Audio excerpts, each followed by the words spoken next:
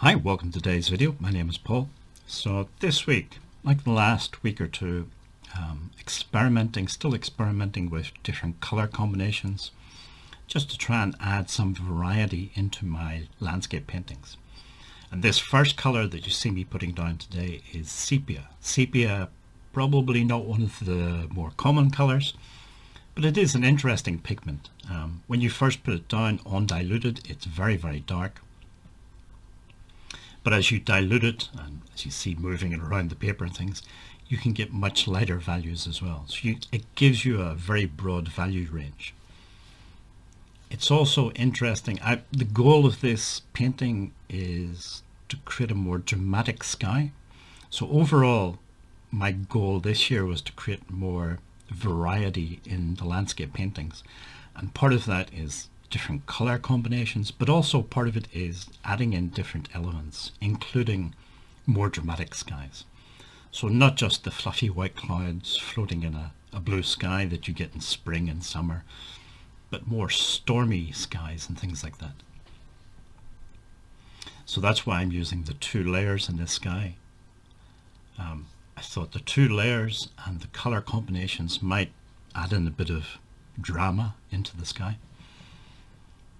I should also just quickly mention about the paper that I'm using. As you can see, the paper it looks quite buckled. It's actually not a new piece of paper. On the other side of the paper is an old watercolor painting I did from back in the day. I say back in the day, it was like 2 years ago when I first got started with watercolor. At the moment I can't afford to buy new paper, so I'm kind of reusing some old stuff. You got to do what you got to do kind of thing, and from the point of view of experimenting, it's fine.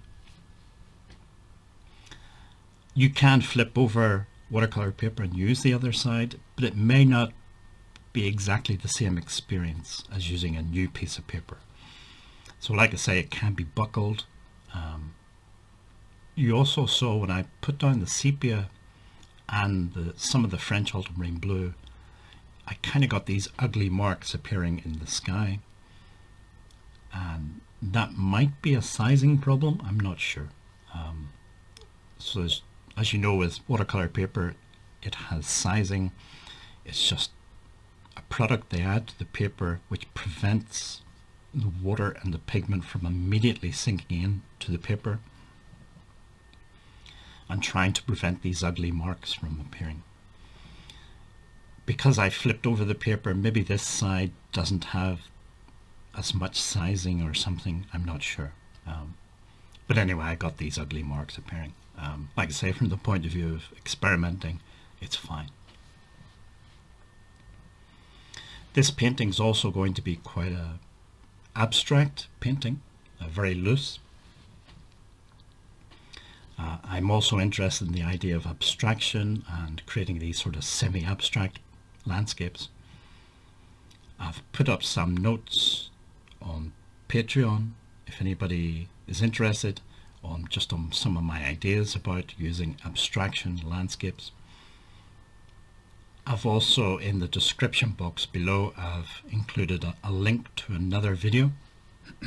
It's not my video, it's just one that I found on YouTube, and it gives the case for abstraction. If you're going to use abstraction in paintings, you can get some very interesting results, but you can also get some negative reactions from some people. Two common reactions to abstraction that I've come across are, one is, what's that supposed to be? And the other one is, my 5-year-old could do that. Those are probably the two common negative reactions that you get. Neither of them are particularly useful or worthwhile thinking about.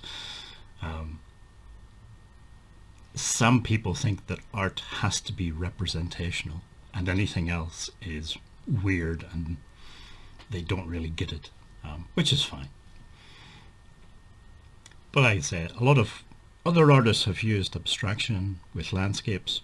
If you think of somebody like Turner or Whistler, So it's not a new thing, and you can definitely get some interesting results if you try and experiment a little bit with abstraction. So this is a scan of the final painting. I think the sky is quite dramatic, so in that respect I'm happy with it. I think it was a useful experiment to do. I like using the two colors on top of each other. The other colors that I'm using in the rest of the landscape, there's only maybe another 3 colors in there. There's a Prussian blue, turquoise blue, and that sort of orange. It's a cadmium yellow deep, I think it's called. But I think it's interesting. They combine well together, I think, in my opinion anyway. One last thing maybe I mention is you can see it on the scan. I think the paper has a rough surface. Sometimes people say it doesn't matter what materials you use, you're going to get the same sort of results. I would argue that that's not entirely true, especially with the paper that you use for watercolor. If it has a rough surface like this one has, you can see all the little indentations. The water in the pigment tends to gather in those little indentations, and the raised areas are whiter because there's less pigment. So it gives a very different effect than if you're using, say, a hot pressed paper. It's just something else maybe to think about if you're getting started with watercolor. Okay, well, as always, thank you for sticking with me and watching the video, and hopefully see you in next week's video.